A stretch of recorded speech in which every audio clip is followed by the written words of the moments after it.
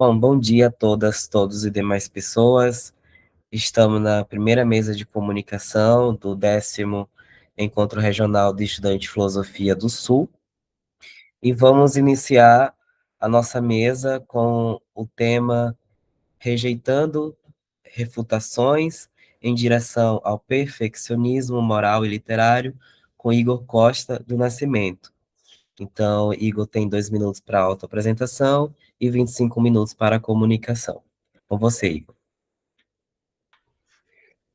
Muito obrigado, Vinícius. Obrigado a todo mundo que está aqui nesse evento. Eu sou doutorando em filosofia na URGS, Universidade Federal do Rio Grande do Sul. Eu não conhecia todo o grupo dos eventos, encontros regionais de filosofia. Fiquei bem contente em tê-los descoberto através do Instagram. E eu pesquiso principalmente conexões entre filosofia moral e estética, o campo que a gente costuma chamar de estética, sendo voltado principalmente para a filosofia da arte. Trabalhei principalmente no mestrado com Stanley Cavell e agora no doutorado estou trabalhando mais com Cora Diamonds, dois autores que eu vou trazer à tona aqui ao longo da apresentação. E acho que isso que era importante, vou passar direto para a apresentação, não ficar enrolando muito aqui. Eu vou apresentar meus slides, já tenho permissão, beleza. Compartilhar a tela.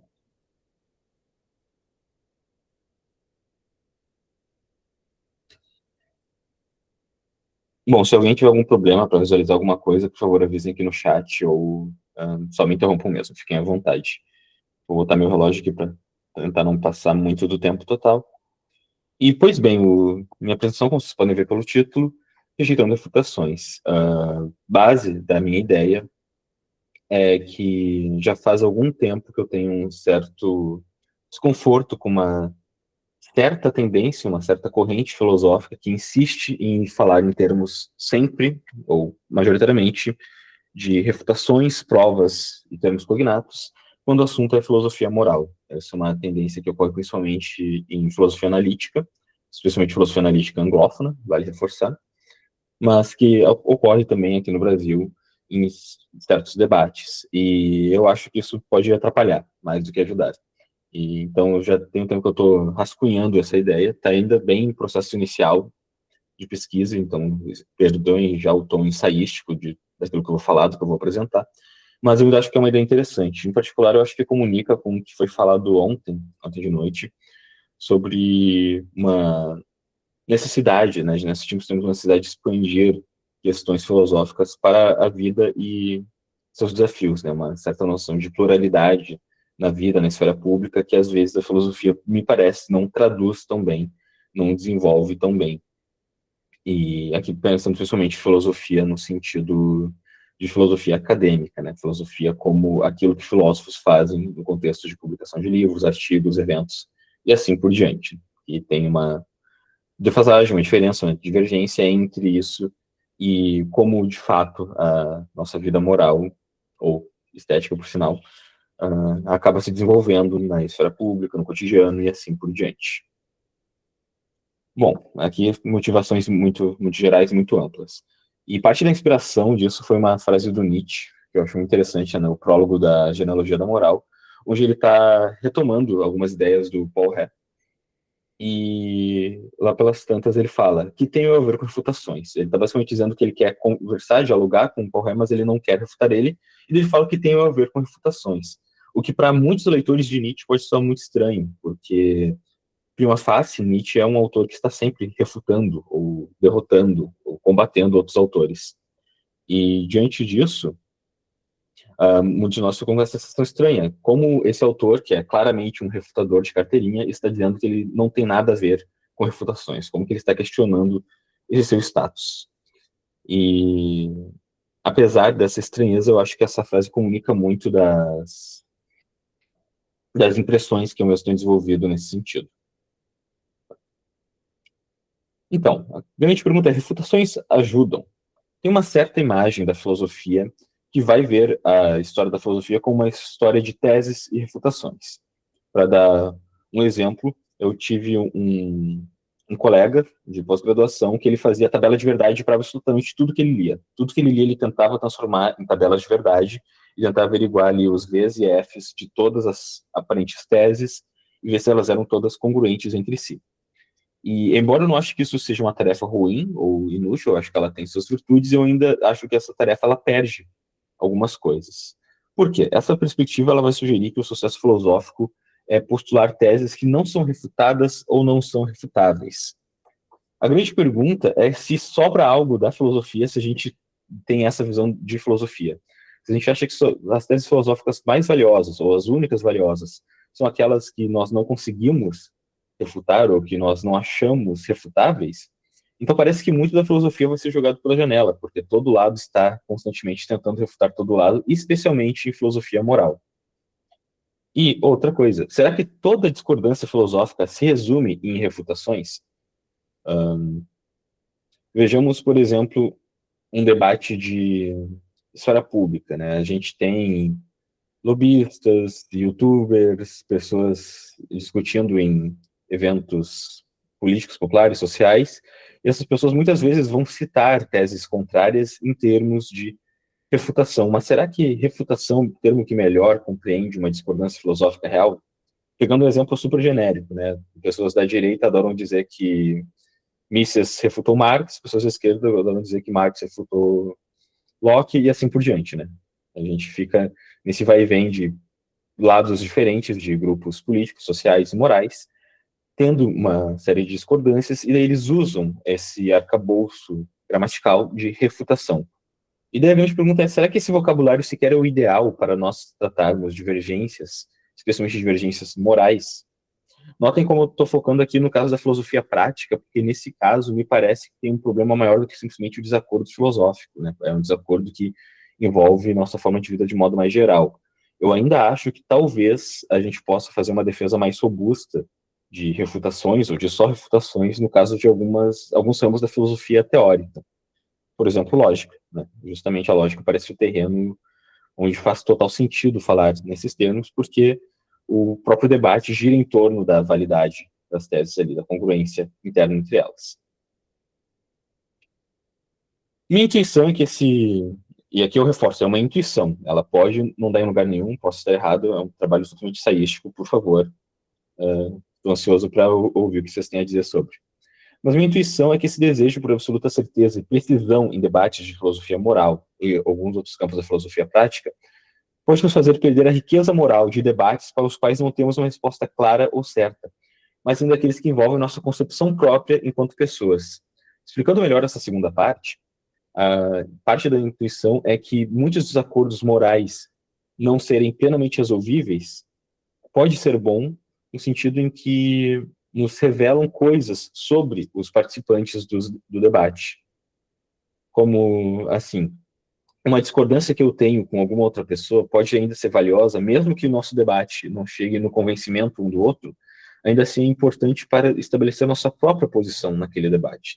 Sem o antagonismo, sem aquele a quem discordar, às vezes nós ficamos no escuro em relação a nossas próprias posições, não temos tanta certeza de nossas teses.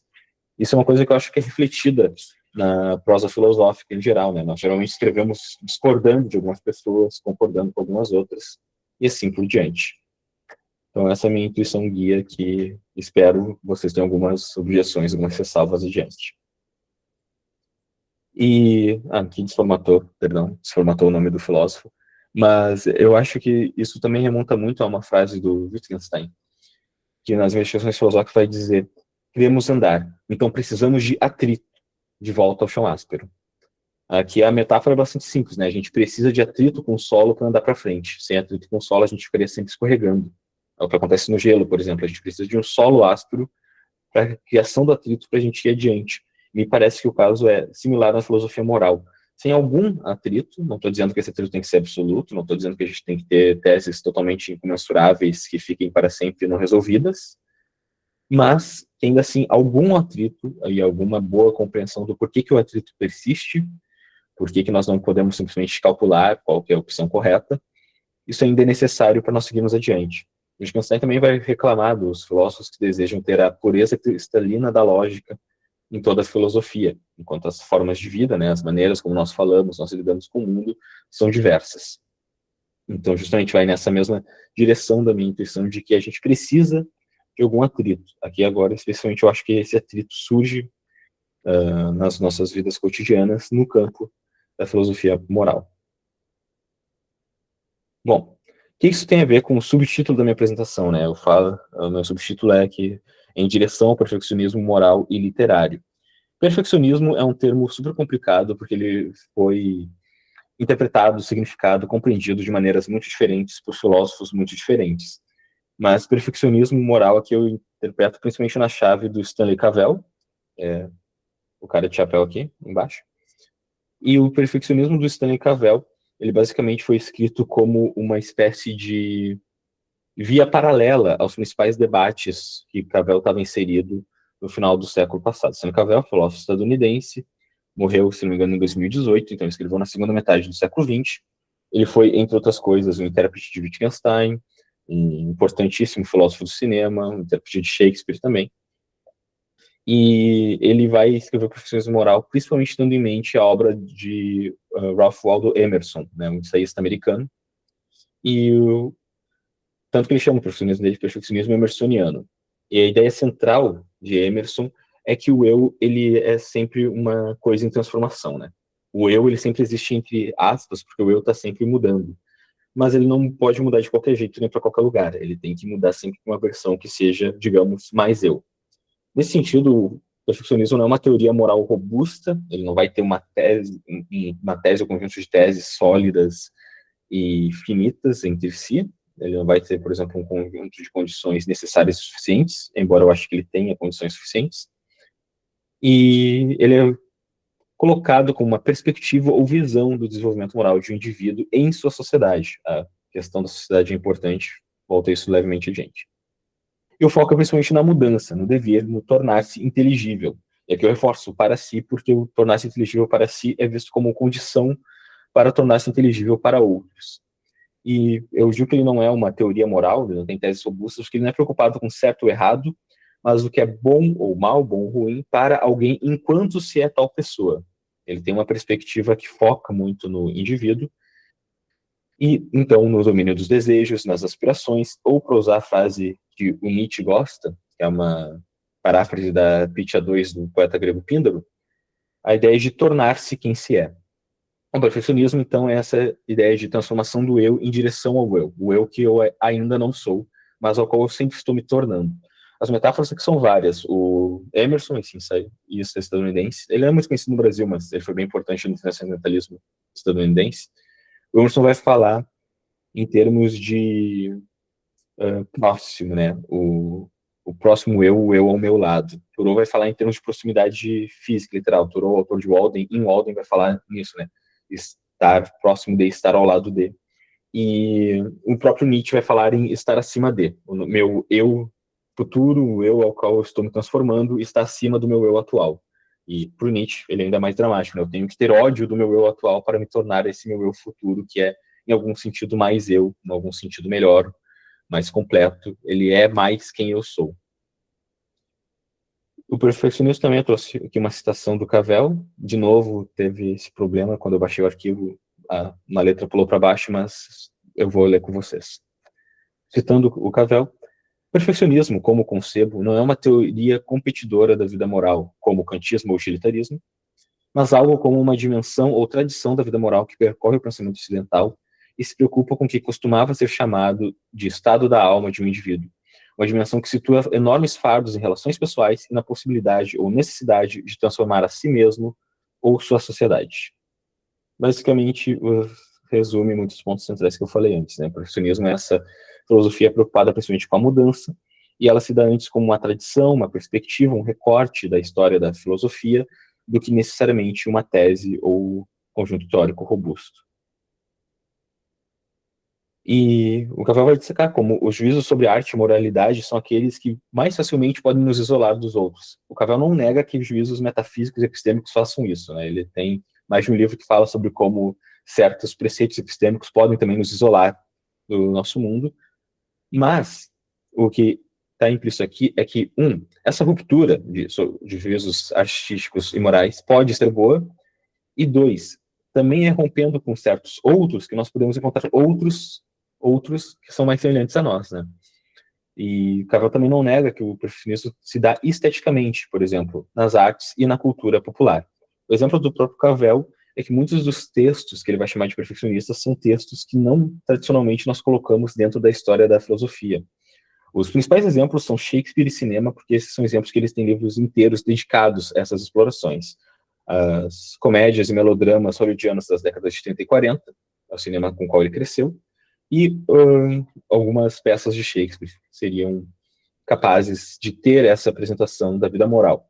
Mas só para passar por cima, assim, tem vários outros exemplos que ele dá que fogem do que a gente tradicionalmente consideraria filosofia, como, por exemplo, Dante, o Evangelho segundo Mateus, os textos psicanalíticos de Freud, o teatro de Beckett, Paraíso Perdido do Milton, os poemas do Whitman e Metamorfoses do Ovídio. Né? São textos muito diversos, de tradições diversas, de momentos diversos da história humana, mas nos quais o Cavell ainda vai encontrar esses temas perfeccionistas, esses temas da mudança do eu que está procurando a si mesmo, está se tornando quem ele realmente é. E justamente isso, parece que no perfeccionismo, sobre o perfeccionismo, não faz sentido nós falarmos pesadamente em termos de refutação, porque o perfeccionismo vai ter essa grande ênfase na idiosincrasidade de cada indivíduo, em como cada indivíduo concebe a si mesmo e como ele está se formando. E parece que aqui uma refutação não captura tudo que uma mudança moral de um indivíduo faz. A gente pode argumentar que, em certo sentido, isso é uma questão moral diferente, ou paralela do que geralmente a gente discute em filosofia moral, mas parece que ainda assim tem um sentido valioso, um sentido que a gente encontra desde pelo menos Sócrates, onde tentar descobrir o que é correto para si, o que nós consideramos nobre, bom, o que nós consideramos eudaimônico, para usar o termo técnico da filosofia grega, vai ter uma variabilidade entre cada indivíduo de tal maneira que falar em refutações não ajuda. É uma dimensão da vida moral na qual a gente pode falar em censura, a gente pode falar em crítica, a gente pode falar em vergonha, a gente pode falar em ódio, mas que o arcabouço específico, advindo da lógica de refutações, parece que não ajuda. Especialmente se a gente ter em mente como, às vezes, rupturas com outras pessoas podem ser uma coisa boa. Um bom exemplo disso, que eu trouxe acima, é o próprio Nietzsche, né? Ele não pode não ter nada a ver com refutações, mas ele rompe com vários dos filósofos e autores que foram importantes para ele no desenvolvimento filosófico-moral dele. E ele romper com esses autores não é, digamos, um desejo de refutá-los, de jogá-los às margens da história, mas é uma maneira do próprio Nietzsche encontrar sua posição, encontrar seu lugar enquanto filósofo, enquanto autor, e assim por diante. Eu também trouxe outras duas autoras que eu acho que contribuem para essa visão geral. As duas são, curiosamente, wittgensteinianas. A primeira, Naomi Shemin, ela foi orientanda do Cavell, e ela vai insistir na citação do solo áspero, né? Ela trabalha principalmente uma perspectiva de filosofia social e política a partir de Wittgenstein, e ela vai destacar nisso como Wittgenstein pode ser interessante para se pensar desacordos políticos e morais, porque nós temos uma constante necessidade de contrastar nossas palavras com a dos outros. Um conflito, a gente tem basicamente duas situações. A gente tem pessoas que estão dentro de um jogo de linguagem, um certo conjunto de juízos e compreensões de como usar certas palavras, e temos aqueles que estão fora. Geralmente essa visão que a gente tem, né? Dentro e fora de um certo conjunto, de uma certa tribo social, de uma certa posição filosófica. Porém, o Mishima vai destacar como a gente tem também a figura que está no meio termo, a figura do marginal. A pessoa que está marginal, ela pode ter a perspectiva dupla de tanto entender o conflito internamente, os conflitos internos que estão dentro desse jogo de linguagem, quanto também a capacidade de olhar para fora, olhar para longe do grupo e ver o que está sendo feito diferente em outros grupos. Então, se eu estou todo de fora, eu posso perder a referência do que está sendo discutido internamente. Se eu estou todo de dentro, eu não posso romper. Eu estou totalmente imerso naquele jogo. Porém, na margem, o solo áspero fica mais importante. Ele agora vem à frente porque eu consigo contrastar o uso dessas palavras. Eu consigo ver como certos termos podem ser usados de maneiras diferentes entre grupos. E aqui, retomando o que eu falei sobre como na esfera pública nós ainda usamos muito a linguagem da refutação, entender como filósofos de tradições diferentes usam palavras de um jeito diferente parece uma tarefa importante que mostra como, às vezes, um filósofo não está refutando o outro, eles só estão falando coisas totalmente diferentes. Eles estão falando de uma maneira que suas teses não dialogam entre si e que não faz sentido a gente usar os mesmos termos das mesmas maneiras quando esse conflito ocorre. Meu exemplo favorito desse tipo de questão é a palavra liberdade. Liberdade é uma palavra que vai ter sentidos radicalmente diferentes para um marxiano, para um libertário, para um liberal político, mas que seja ainda reformista social, para um liberal político e econômico, e assim por diante. É uma palavra que vai ter várias ramificações e que essa capacidade de solo áspero parece importante para a gente seguir em frente. E, de novo, tentar eliminar o solo áspero, tentar falar sempre em termos de refutações, parece que rompe, quebra com a própria possibilidade de seguirmos adiante no debate. Né? A gente tem o solo totalmente liso e ficamos escorregando. Uma outra filósofa que acho que traz à tona isso é a Cora Diamond. Ela, na verdade, ela e esse artigo específico dela, que eu estou citando aqui, é o assunto principal da minha tese de doutorado. Eu vou falar muito, muito por cima. Mas ela escreve um texto que se chama A Dificuldade da Realidade e a Dificuldade da Filosofia, onde ela analisa esses dois fenômenos interligados. Onde a dificuldade da realidade é o problema de não conseguir conciliar o que esperamos do mundo com como ele de fato é, um descompasso com a própria realidade. Aqui é uma quebra de expectativa que nós temos entre nossos pensamentos e o mundo. Isso se dá de tal maneira que a gente fica assombrado por isso. Isso parece que nos machuca, isso parece que nos diminui enquanto seres existentes. E a dificuldade da filosofia, por outro lado, é a tendência da filosofia de intelectualizar um problema existencial ou moral. Por exemplo, intelectualizar problemas da dificuldade da realidade. E ambas as dificuldades, para Diamond, elas são melhores explicitadas pela literatura poética, literatura ficcional, do que pela filosofia. E daí agora, para encerrar, eu vou trazer os exemplos que eu tenho pensado mais ultimamente. Eu não acho que são os únicos, não acho que são exaustivos, e eu não acho que só a forma artística da literatura possa lidar com eles, com esse tipo de problema, mas eu acho que é o principal cenário. Bom, a continuação da minha intuição inicial, que refutações nem sempre ajudam, é que a literatura ficcional, artística, parece um horizonte que nos faz encarar tais dificuldades. A gente se demora sobre as discordâncias, a gente se demora sobre as divergências, a gente entra em conjunto com os personagens, com os eu líricos, para perceber essas outras perspectivas. Né? A gente não está lendo ali um texto ao qual nós podemos refutar, porque nós não refutamos textos literários artísticos, nós lidamos com eles, vivemos com eles, enfrentamos eles. E o principal exemplo que eu tenho em mente ultimamente tem sido a Ilíada de Homero. Aqui eu trouxe na imagem a edição da tradução do Leonardo Antunes, perdão. O Leonardo Antunes, ele traduz cada verso do grego em 2 decassílabos em português, mas eu trouxe essa edição em particular porque ele tem um mínimo comentário ao final do livro, onde ele vai dizer que uma das coisas impressionantes da Ilíada é que não tem bom ou mal em absoluto, não tem certo e errado absoluto, porque todos são terrivelmente humanos. E não sei quem já teve o prazer de ler a Ilíada, mas realmente é uma sensação difícil de sair torcendo para um lado, sem mais nem outra para o outro lado da guerra, né? O conflito entre gregos e troianos, a gente acaba flutuando entre os lados, porque todos os lados têm seus momentos muito humanos, todos os lados têm mortes terríveis, todos os lados têm motivos para estarem fazendo o que fazem, embora não sejam bons motivos, sempre eles têm motivos. Daí a gente se demora nesse conflito humano. Outros dois exemplos, com os quais eu ainda pretendo trabalhar em outros contextos, outras apresentações, com mais calma, seriam Pessoas Normais, de Sally Rooney, e Desonra, do Coetzee. Pessoas Normais, de Sally Rooney, virou até uma série recentemente, e é um caso curioso, onde, de novo, parece que tem algo de errado na situação, mas não é fácil apontar certo e errado. A gente tem atitudes certas e erradas, mas mesmo elas são compreensíveis sob o ponto de vista das personagens.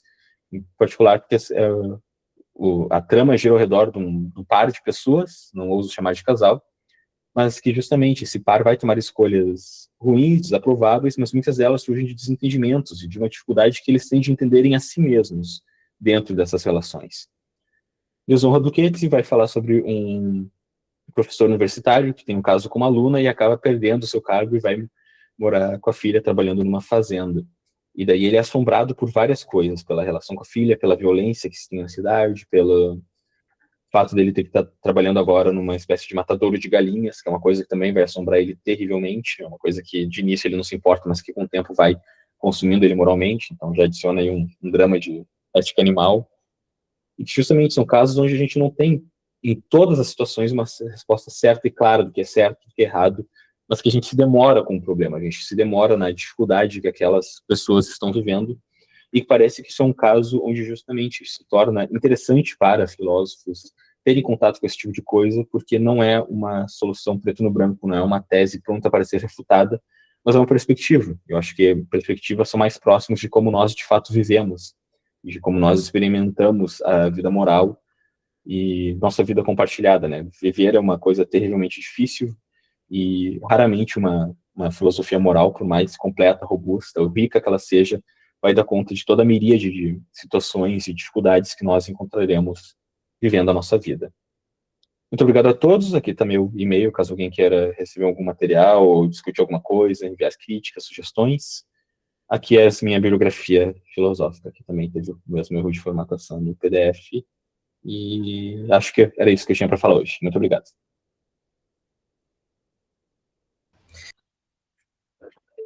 Nós que agradecemos a sua comunicação, professor Igor, né? Muito bem-vindo ao encontro regional de estudantes de filosofia, e já deixo o convite também, puxando o peixe aqui para o meu lado, né?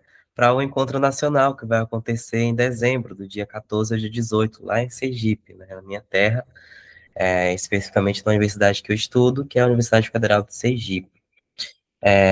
Gostaria de saber se alguma dessas pessoas aqui que vão comunicar estão presentes. Se a Marta aí fala se está presente. Temos o Guilherme e a Liliana. Alguma dessas pessoas estão presentes?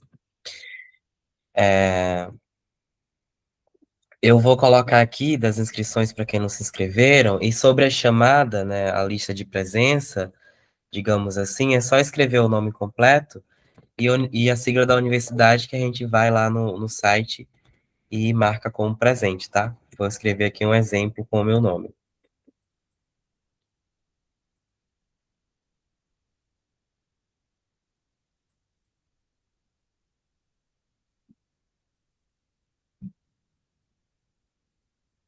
Aí a gente vai contabilizar a presença de vocês para o certificado final.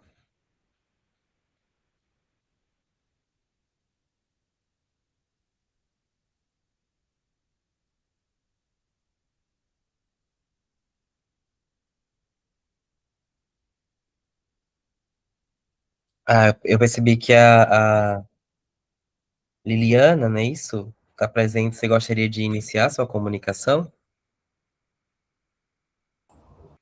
Eu posso começar só um minutinho. Perdão, não entendi. Eu posso começar só um minutinho, que eu achei que eu ia apresentar mais tarde, porque eu tinha conversado com o pessoal para apresentar às 11h15. Só um segundinho. Tá. Enquanto a Liliana se acomoda aí para apresentar, alguém tem alguma pergunta para o Igor?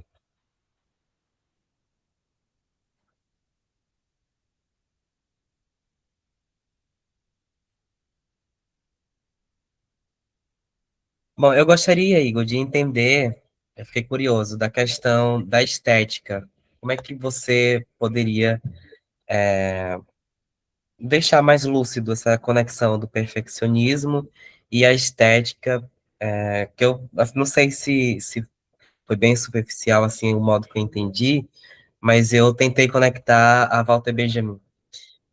Não sei se tem essa relação, aí gostaria só de saber se existe essa conexão. Achei interessante essa questão da estética, que eu estou estudando estética agora, então se você conseguir aprofundar um pouquinho só essa parte aí, que remete à arte estética. Perfeito. Eu não sei se ficou claro para mim qual foi a conexão que tu fez com o Walter Benjamin, então, por favor, depois me explica o que tu pensou nessa direção. Mas, basicamente, a ideia central é que, como o perfeccionismo ele envolve mudança, ele precisa de, digamos, catalisadores de mudança, né? A gente não muda do nada, assim, a gente não está parado e, de repente, muda. A gente precisa de uma relação com o outro. E esse outro pode surgir, às vezes, através da arte. Um exemplo bem quente no momento é a Odisseia, do Christopher Nolan, e tem pessoas discutindo o filme por N motivos, né, pelo tipo de elenco que teve, pelas diferenças em relação ao original, Mas uma coisa interessante é como o tipo de divergência que a gente tem em relação a esse filme, em relação a essa obra, é também um tipo de divergência que pode ou bem nos isolar dos outros. Eu posso perceber que os outros com quem eu estou dialogando não dizem aquilo que eu entendo do mundo, não comunicam a maneira que eu percebo essa obra de arte, como também a gente pode ter o efeito contrário, né? A gente pode ter o efeito de perceber, através da fala de outros, que eu estava errado nas minhas percepções. Isso pode me levar para alguma mudança. A grande aposta do perfeccionismo é que tem um sentido valioso em que obras de arte, talvez tanto quanto, se não mais do que obras filosóficas, são importantes na formação de quem o indivíduo é. Quais obras eu gosto, quais obras comunicam algo para mim, quais obras me fazem ter uma percepção da minha própria história, quais obras rompem com meus preceitos anteriores, me obrigam a ir para novos horizontes, e assim por diante. Eu acho que talvez o exemplo bom, puxando para o Benjamin, seria o caso de Proust, né? O tipo de experiência que a leitura de Proust dá. Assim, o fato da gente acompanhar ele temporalmente, como é um tempo que está sempre indo para frente e para trás, né? Pela maneira de escrita no passado. Não sei se isso te respondeu, Vinícius. Sim, sim, acredito que sim. A minha conexão seria na questão sobre se existe a pureza moral nessa sua leitura, aí relacionando a defesa dos povos oprimidos, né? Que o Benjamin, acredito que ele vai mais para essa linha da arte como uma expressão que vai para amplificar a cultura, digamos assim, a obra de arte, para as pessoas terem acesso ao cinema. É mais nessa relação que eu fiz, mas acredito que é bem superficial mesmo. Só algo que veio na minha mente durante a sua explanação. Não, mas eu acho uma conexão super válida, né? Porque se a gente aceita esse papel de uma educação perfeccionista para as artes, uma educação que não diz, em definitivo, o que é certo e errado, mas que apresenta um modelo de vida, eu acho que isso sempre volta para uma questão de cultura, né? Onde a gente precisa ter acesso a essas coisas, em algum sentido, para, então, ter com que trabalhar, né? Ter como trabalhar e cultivar o eu. E que daí o problema que parecia estético se transforma num problema político, propriamente dito, né? Como ter esses acessos, como permitir essas transformações do eu, que tipo de violência a gente faz em não dar acesso para outras pessoas, para certos bens culturais. Achei super válido, vou pensar mais sobre isso. Perfeito. Mais alguma questão sobre a comunicação do Igor?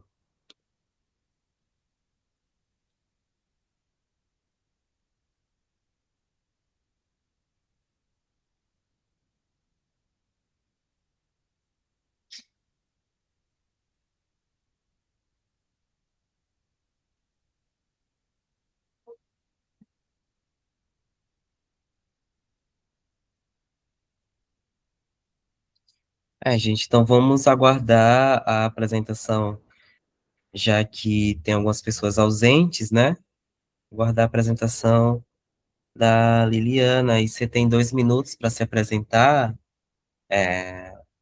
falta apresentação, que a gente não conhece você, e 25 minutos de comunicação. Aí, quando estiver próximo ao fim, né, da conclusão, aí eu vou levantar a mão assim, não sei se você ouviu algo ou tá vendo, só para não te atrapalhar, tá bom? Tá Então bom, é contigo. então tá.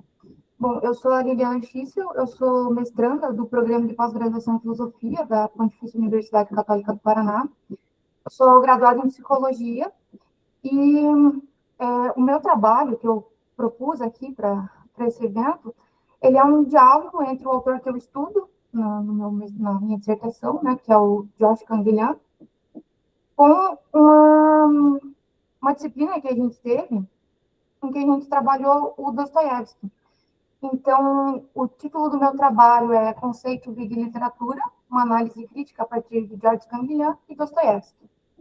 Aí eu elaborei um texto para ir lendo com vocês aqui, de uma forma dialogada também, então vocês podem ficar muito à vontade para me perguntar durante a apresentação ou depois também, tudo faz, como vocês acharem melhor. Então, o presente trabalho ele tem por objetivo apresentar uma leitura da vida enquanto movimento, tomando por base um texto do Canguilhan, que é o texto dele é o Conceito e a Vida, que ele vai discutir essa questão epistemológica do conceito e da vida. Esse texto ele foi publicado em 1966, e aí, no final, eu vou fazer um diálogo com a obra Noites Brancas, do Dostoiévski, na qual eu vou dar por foco o personagem do sonhador e a Nastienka, né, que é com quem ele se relaciona. O sonhador, ele não tem nome na obra do Dostoiévski, ele acaba recebendo um nome depois, em algumas traduções que foram feitas do livro, especialmente na edição da Pinguim, e também pela divulgação do trabalho mesmo, do Dostoiévski, da obra, né, do Dostoiévski. Essa obra ela acabou ficando bastante popularizada, principalmente nos meios digitais, ali no Instagram, é fácil achar recortes, tem um filme também que foi feito dessa obra, e aí, mesmo ela tendo sido popularizada e ele tendo obras que acabam discutindo com maior profundidade essa questão do conceito da vida, é muito interessante pensar nessa obra, que ela foi publicada antes da prisão dele na Sibéria, né? Ele foi preso, ele ficou 10 anos preso na Sibéria por questões políticas, e aí as obras dele, como Crime e Castigo, Os Irmãos Karamazov, foram obras que ele escreveu depois que ele saiu da prisão. Então, a gente consegue notar uma diferença na forma como ele escreve. E aí eu optei por trazer essa obra que ele escreveu antes desse período que ele passou, pela poética mesmo, assim, da obra, para pôr e contextualizar também com algumas coisas que o Canguilhão vai acabar discutindo nesse livro. Então, eu não me pretendo aqui abordar a obra como um todo, nem traçar um tipo psicológico dos personagens do Dostoiévski. A literatura que eu emprestei nessa escrita, ela vem ilustrar e figurar uma crítica e uma alternativa para a gente pensar o enquadramento da vida, as conceitualizações que a gente faz da vida, né? Compondo, assim, a nossa tese de que a vida escapa às teorias científicas que buscam nomeá-las através de diagnósticos, rótulos ou estereótipos, por exemplo. Então, em um primeiro momento, eu vou apresentar algumas reflexões propostas por Canguilhão no texto O Conceito e a Vida, para pensar nas apropriações teóricas que as áreas do conhecimento, como a medicina, a psicologia, a psicopatologia, por exemplo, têm feito do viver e do vivente, né? E aí, em sequência, eu vou trazer alguns trechos do romance do Dostoiévski que demonstram esse movimento da vida, as nuances, os detalhes e multiplicidades que compõem a complexidade e a singularidade do viver. Então, o conceito e a vida, né? Para Canguilham, aí cito ele, interrogar-se sobre as relações do conceito e da vida é engajar-se em tratar pelo menos de duas questões, segundo que por vida se entenda a organização universal da matéria, na experiência singular de um vivente. A vida seria, então, o particípio presente ou o particípio passado do verbo viver, o vivente e o vivido. A vida, conforme o autor, é movimento e é abordada por ele nesse texto como forma e poder do vivente. Ao longo de sua exposição, Canguilham questiona a universalidade da noção do conceito, né? do conceito, e afirma que um sistema de formas vivas, se ele está fundamentado no ser, tem como correlativo o indivíduo inefável, mas no plural ontológico de indivíduos, quando dado, tem como correlativo o conceito como ficção. Isto é, ao desconsiderar a singularidade em detrimento da universalidade de determinados conceitos, corre-se o risco de se perder de vista o vivente em sua experiência de vida singular, restando assim a ilusão de universalidade e sentido aos conceitos. Para Canguilham, é o indivíduo que empresta sua cor, seu peso e sua carne a esse abstrato fantasmático, que chamamos de universal. Na ausência do que a universalidade seria para a vida, uma maneira de falar dela, isto é, exatamente nada a dizer dela. Assim, o autor realiza uma crítica aos filósofos nominalistas, que, embora apresentem problemáticas variadas em suas teorizações, se propõem a defender a noção de generalidade para os conceitos utilizados pelo homem. E aí é interessante pensar na palavra homem, porque é o termo que eles utilizavam, né? Então, não se fala do indivíduo ou sujeito, eles tratam pelo termo homem mesmo. Para tal, Canguilham utiliza-se da ideia de horizonte lógico, proposto por Kant, que é, segundo ele, a circunscrição de um território por um ponto de vista conceitual. O conceito, diz Kant, é um ponto de vista. Esse horizonte é composto por diversos e variados pontos de vista indefinidos, que abrem espaço, por sua vez, para horizontes de menor abertura. Um horizonte não se decompõe senão em horizontes, assim como um conceito não se analisa senão em conceitos. É no próprio movimento da busca pela razão, pelo conhecimento, que se encontra a abertura para essa variedade de horizontes, anulando uma ideia de natureza universal e generalista. Mais adiante, nessa obra, Canguilhem levanta outra questão. Ao entender que o conhecimento se dá por conceitos, não se perderia de vista o vivente? Afinal, não é ele quem dá concretude aos conceitos? Assim, a vida toma espaço de discussão no texto de Canguilhem, onde o vivente é precisamente um centro de referência. Não é porque eu sou pensante, não é porque eu sou sujeito, no sentido transcendental do termo, é porque sou vivente que devo procurar na vida a referência da vida. Isto é, de onde se fala quando tomamos como objeto de análise a vida? Canguilhem utiliza-se de dois aforismos de Claude Bernard para debater sobre a vida, a saber, a vida é a morte e a vida é a criação. A primeira afirmação diz respeito à noção de que viver envolve o gasto de uma estrutura, que se consome às custas da manutenção da vida. Já a segunda afirmação coloca a vida como ato de criação, tendo como objetivo a busca de um desenvolvimento progressivo de uma forma acabada. Defensor de uma teoria evolucionista de desenvolvimento, Claude Bernard, que, dado o seu tempo, não pôde ver as teorias subsequentes que ampliaram a noção de hereditariedade, supunha que a hereditariedade biológica transmitiria algumas informações e que essas informações seriam essenciais para a criação da vida. Então, o Claude Bernard, ele é um teórico que trata da questão do desenvolvimento humano, mas antes da forma... ele trata da questão da hereditariedade também, mas de uma forma um pouco mais filosófica. A hereditariedade, a genética como a gente conhece hoje, elas vieram depois dele, então ele acabou não tendo um conhecimento, né, da complexidade que a gente conseguiu dar hoje para as questões genéticas como a gente tem. Nesse sentido, então, a vida é entendida como manifestação desses caracteres genéticos, constituídos de informações por seus códigos genéticos, que compõem estruturas e sistemas, visto como unidade de um todo. Canguilhem coloca, então, que a vida não se parece com a arquitetura ou com a mecânica, o que ela era quando simplesmente anatomia e fisiologia macroscópica. Ela se parece com a gramática, com a semântica e com a sintaxe. Para compreender a vida, é preciso empreender, antes de lê-la, decifrar a mensagem da vida. Emprestamos aqui o argumento de Canguilhem, de que a vida se parece com a gramática, a semântica e a sintaxe, para justificar o uso das obras de Dostoiévski como exemplos, complementos e fuga à universalização e fixação dos conceitos como fins da vida. É na literatura que podemos perceber a dimensão e possibilidade da criação humana, que coloca em seus personagens aquilo que há de vivo no ser humano. Parto, então, para a obra Noites Brancas.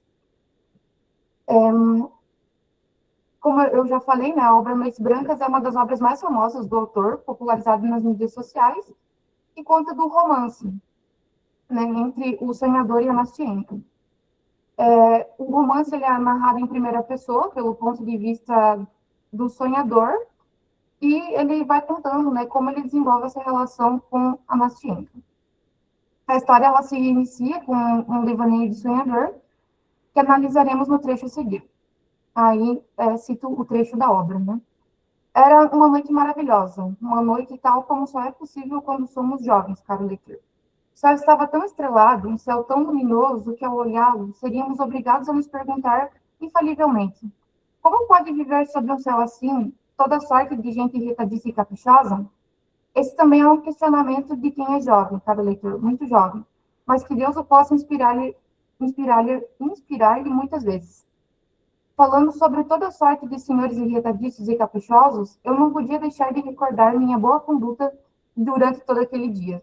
Desde bem cedo, começou a me afligir uma tristeza singular. Pareceu-me, de repente, que eu, um solitário, estava sendo abandonado por todos e que todos se afastavam de mim. Nesse trecho, é possível perceber que o sonhador se entende como um parte de um todo muito maior. Ele observa a natureza, admira a forma como ela se posta diante dele, ao passo em que também analisa as pessoas à sua volta, indagando como, diante de tamanha beleza, pode ver ainda pessoas irritadas e caprichosas. Ele parte, então, para uma reflexão sobre si mesmo, comparando-se com essas pessoas, expondo suas percepções sobre si mesmo, seus sentimentos, anseios e temores. O sonhador é capaz de se identificar e dominar por si só, fugindo dessa noção de conceitualização, como discutido anteriormente. A história prossegue e ele conta, então, como ele conheceu Nostienko. Cito de novo um trecho do livro. Num recanto, apoiando-se no parapeito do canal, havia uma mulher. Com os cotovelos apoiados na grade, ela parecia olhar de forma muito atenta para a água turva do canal. Usava um belo chapéu amarelo e uma graciosa mantilha preta. É uma moça, e certamente morena, pensei. Parecia não ouvir os meus passos e nem mesmo se moveu quando passei por ela, prendendo a respiração e com o cotovelo batendo fortemente. Estranho, pensei. De certo está muito preocupada com alguma coisa, e de repente parei atônito. Ouvi um soluço espesso. Sim, eu não me enganara. A moça estava chorando. E daí a um minuto mais a soluçar, e mais outro. Meu Deus, fiquei com o coração apertado. Embora seja tímido com as mulheres, aquilo foi um momento tal. Voltei, caminhei em sua direção e sem dúvida teria dito, senhorita, se não soubesse que essa expressão já fora pronunciada 1000 vezes em todos os romances russos mundanos. Foi isso que me deteve. Mas enquanto eu buscava uma palavra, a moça voltou a si, olhou ao redor, se recompôs, baixou a cabeça e deslizou à minha frente pela marginal do livro. Dostoiévski escreve suas histórias com tamanha fineza que é possível compreender e visualizar o momento que salta aos olhos nessa escrita. É quase como se a gente estivesse lá junto com um sonhador vendo essa mulher chorar na ponta. Nesse trecho, podemos notar as sutilezas das decisões e pensamentos do sonhador, que o levam, por consequência, a conversar com Nastienka. Ao longo da história, o sonhador e Nastienka se aproximam e contraem uma relação próxima, na qual trocam confidências e discutem juntos os pensamentos mais mirabolantes do sonhador. Este, que ao longo da história, se vê apaixonado por Nastienka. Ambos revelam um ao outro sua trajetória de vida até aquele momento. O sonhador se identifica com seu nome, um sonhador, um homem que fantasia e dá asas à sua imaginação para que ela crie para ele um horizonte de possibilidades para os seus desejos. Nastienka conta que vive junto de sua avó, uma mulher cega e que tem um cuidado excessivamente zeloso pela neta. E, embora seja diferente de sonhador, por não dar palavras extravagantes e grandiosas para suas fantasias, também se vê a divagar sobre uma paixão. Paixão esta que não é sonhador, mas sim um outro homem que prometeu encontrá-lo em Petersburgo. Mas até o momento em que conhecer o sonhador, ele ainda não havia chegado. Os dois juntos, então, decidem escrever uma carta a esse terceiro. Na ausência de uma resposta, Nastienka e o sonhador decidem ficar juntos. Ele, apaixonado desde o primeiro momento, e ela, cuja desilusão amorosa a fez procurar em outro o amor perdido. Eles combinam, então, os próximos passos para unirem-se em um matrimônio. Contudo, mais no final da história, o homem por quem Nastienka é de fato apaixonada a encontra e a toma para si, deixando o sonhador apenas com a promessa de uma amizade, que nunca mais é retomada. O sonhador passa seus anos vindouros a sonhar e lembrar de Nastienka, encerrando sua história com a pergunta: meu Deus, um momento inteiro de jubilo, não será isso bastante para uma vida inteira? Concluo, então, que a partir do texto de Canguilhão e Dostoiévski, eu pretendo levantar algumas questões e refletir sobre alguns pontos. A essa altura, cabe perguntar como o romance russo de 1848 pode dialogar com as ideias propostas por Canguilhão no texto Conceito e a Vida, de 1966? Essa proposição é a de que esse romance, por sua riqueza de detalhes e diálogos entre os personagens, expõe as sutilezas da vida e as singularidades das relações. Há de se pensar que as obras figuram gêneros literários diferentes. A obra de Canguilhão se enquadra em um texto acadêmico, resultado de suas aulas proferidas em uma universidade, já o romance de Dostoiévski se enquadra em uma outra categoria, fictício de romance. Contudo, não seria possível analisar a vida que pulsa nessas escritas? Sonhador, um homem imerso em sua cultura e criador de suas fantasias é, de alguma forma, atravessado pelas proposições de Canguilhão, ainda que em contextos diferentes. Ainda não deveria ser essa a pergunta? Como um trabalho acadêmico que se propõe a discutir epistemologicamente o atravessamento de conceitos sobre as noções científicas e filosóficas pode se aproximar diretamente de seu suposto objeto, isso é, o vivente? A pergunta inversa também pode ser realizada. O que há de atravessamento histórico, científico e conceitual na literatura de Dostoiévski? Assim, pretendemos, com o presente texto, indicar um possível diálogo entre os debates propostos por Canguilhão, as bases epistêmicas que sustentam as noções e conceitos de vida, ao passo que a literatura de Dostoiévski nos mostra que a vida acontece. Ela se dá aqui, enquanto parte estruturante do texto, mas também enquanto se reflete sobre ela mesma. Pois, como nos mostra Canguilhão, a vida só pode ser pensada a partir de sua relação com o vivente, pois sem um não há como pensar o outro. E seria isso.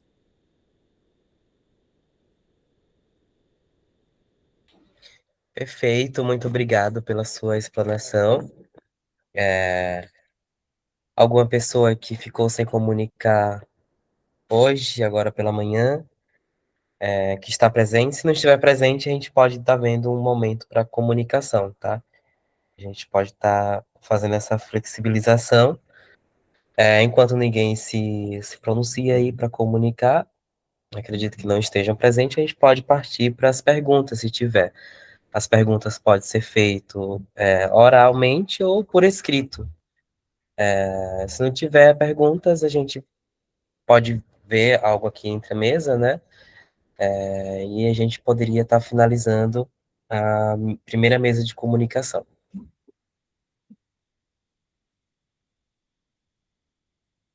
Pode ficar à vontade. Muito obrigado pela fala, Liliana. Achei muito interessante. Eu nunca li o Canguilhã, mas já vi sendo referenciado em outros contextos. Tenho alguma curiosidade.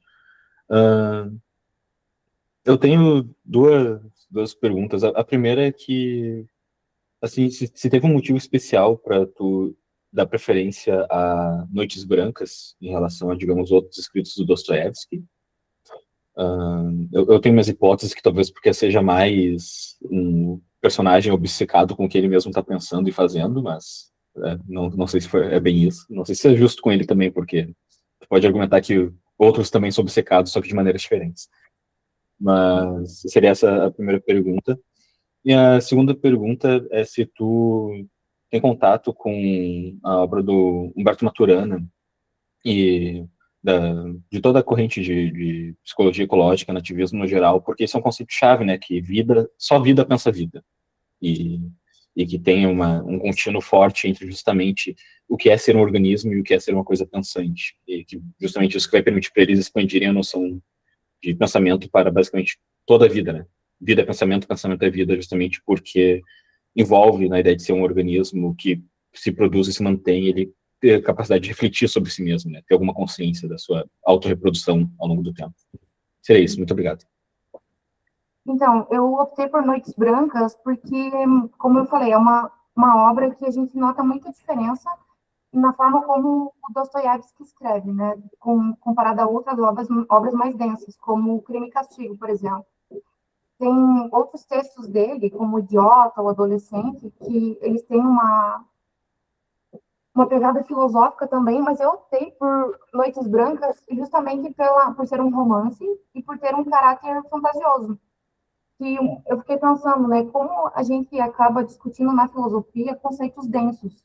É, ele estava discutindo epistemologicamente, nesse texto, como a noção de conceito tomou essa noção de conceito como a gente concebe hoje, né? Então, é quase como o que vem antes, o ovo ou a galinha, né? A gente tem os conceitos em cada área. A gente vai falar, por exemplo, do conceito de desenvolvimento, do conceito de psicologia, enfim. E me parece uma coisa muito densa, assim, e às vezes me soa como se a gente tivesse distanciado. Então, a gente está discutindo filosofia, a gente está discutindo conceitos, epistemologias, ontologias, só que a vida está acontecendo lá fora, né? Ela está acontecendo em paralelo, enquanto a gente está aqui nessa mesa, por exemplo. Tem pessoas trabalhando em máquinas, dirigindo ônibus, trabalhando em empresas, e aí eu fiquei com essa questão, assim, de como a gente pode fazer uma interlocução entre a vida que acontece e o que a gente estuda, né, na filosofia, mais especificamente. E aí, Noites Brancas, ela me veio justamente por isso, assim, porque me parece uma coisa que foge um pouco da reflexão filosófica. Como eu falei, outras obras do Dostoiévski, a gente consegue ter discussões mais nítidas, assim, a gente consegue identificar com mais facilidade uma filosofia, mas em Noites Brancas aí passaria como um romance, né? Traria ali algumas questões, mas passaria batida essa questão filosófica. Por isso eu optei por essa obra. Com relação à sua segunda pergunta, eu não tenho uma aproximação com a psicologia ecológica, foi o que você falou? Não tenho, mas achei interessante. Como que é o nome do autor ou da autora que você abordou?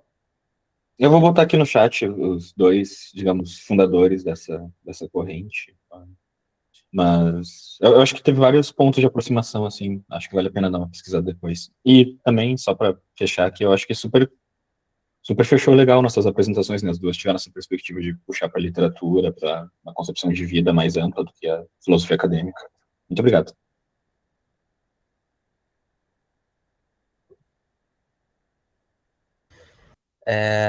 O Carlos levantou a mão, só lembrando, pessoal, essa mesa está sendo gravada, a gente vai disponibilizar no YouTube, por questão de segurança e para certificado também, né, da comunicação. Carlos, pode ficar à vontade para fazer seu questionamento. Quando você fala de pensamento, né?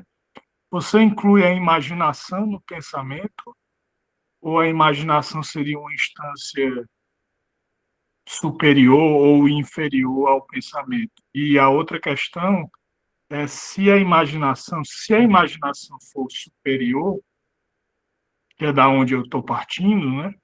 Que a imaginação seria superior ao pensamento, justamente por ter essa maior densidade, porque nós imaginamos mais do que pensamos. É uma boa pergunta. Não sei te responder ela.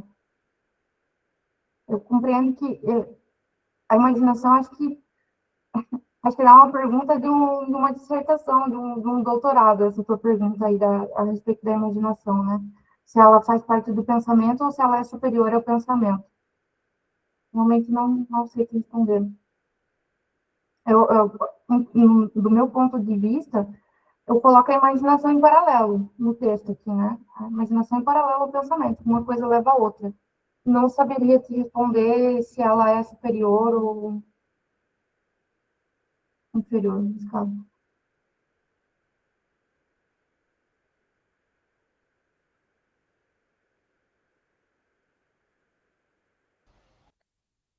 Perfeito. Mais alguma interação, pessoal?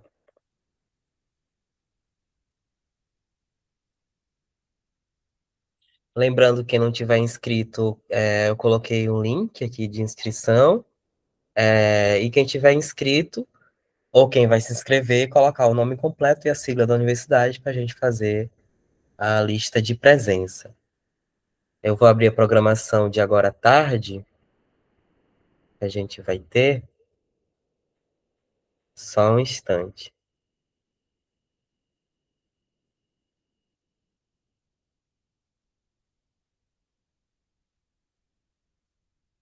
A comunicação 2 a gente vai